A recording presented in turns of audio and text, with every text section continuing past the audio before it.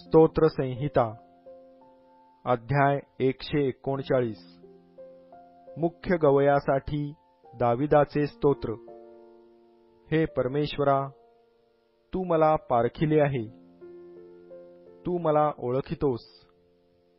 माझे बसणे व उठणे तू जाणतोस, तू दुरून माझे मनोगत समजतोस।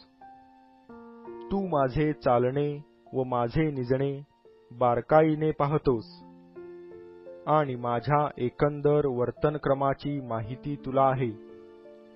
हे परमेश्वरा, तुला मुळीच ठाऊक नाही असा एकही शब्द माझ्या मुखातून निघत नाही।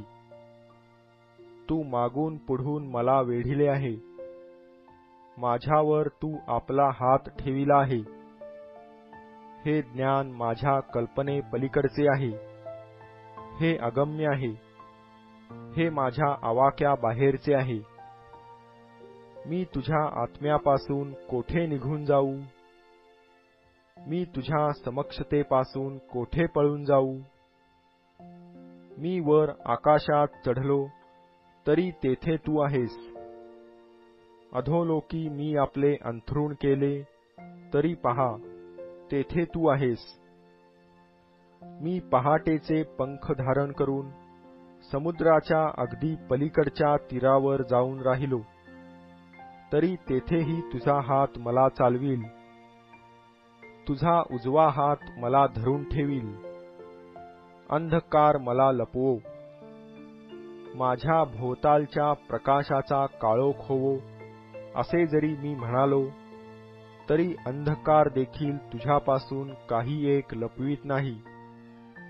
रात्र दिवसाप्रमाणे प्रकाशते, काळोख आणि उजेड हे तुला सारखेच आहेत। तूच माझे अंतर्याम निर्माण केले, तूच माझ्या आईच्या उदरी माझी घडण केली। भयप्रद व अद्भुत रीतीने माझी घडण झाली आहे, म्हणून मी तुझे उपकार स्मरण करीतो। तुझी कृत्ये अद्भुत आहेत हे माझा जीव पूर्णपणे जाणून आहे। मी गुप्तस्थळी निर्माण होत असता आणि पृथ्वीच्या अधोभागी विलक्षण प्रकारे माझी घडण होत असता माझी आकृती तुला गुप्त नव्हती। मी गर्भात पिंडरूपाने असताना तुझ्या नेत्रांनी मला पाहिले, आणि माझा एकही दिवस उगवण्यापूर्वी ते सर्व तुझ्या वहीत नमूद करून ठेविले होते। हे देवा, मला तुझे संकल्प किती मौल्यवान वाटतात, त्यांची संख्या किती मोठी आहे। ते मी गणू लागलो तर वाळूच्या कणांपेक्षा अधिक ठरतील। मला जाग येते तेव्हाही मी तुझ्याजवळच असतो। हे देवा, तू दुर्जनास ठार मारून टाक। अहो रक्तपात करणाऱ्यांनो, माझ्यापासून दूर व्हा। ते तुझ्या विरुद्ध कपटाने बोलतात, तुझे वैरी तुझे नाव व्यर्थ घेतात। तुझा द्वेष करणाऱ्यांचा मी का द्वेष करू नये? तुझ्यावर उठणाऱ्यांचा मला वीट का येऊ नये?